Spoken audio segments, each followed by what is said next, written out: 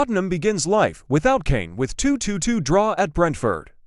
In Premier League, Tottenham began life without Harry Kane, with an entertaining 2-2 draw at Brentford in the Premier League on Sunday, with new manager Ange Postecoglou praising the team's resilience after a trying week. All four goals came in an action-filled first half.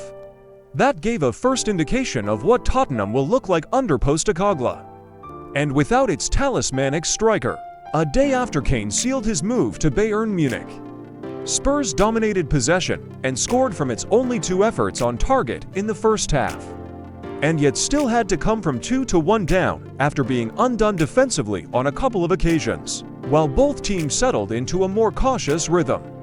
After the break, the opening 45 minutes of Postecoglou's reign were enough to show that his underlying tactics will be a far cry from his predecessor Antonio Conte's defensive rigidity and focus on counterattacks. And while Spurs couldn't find a winner, a draw at Brentford could be seen as a positive first step, given that Thomas Frank's team beat Manchester United, Manchester City, and Liverpool at home last season. Football clubs move on pretty quickly. Postecoglou said about coping without Kane, "I haven't needed to address it. I haven't needed to give them a warm, fuzzy cuddle just to see how they are. We had a game to prepare for, and they knew that. I think that was the important thing for us. We showed a real resilience that we're going to need because it's going to be a challenging year."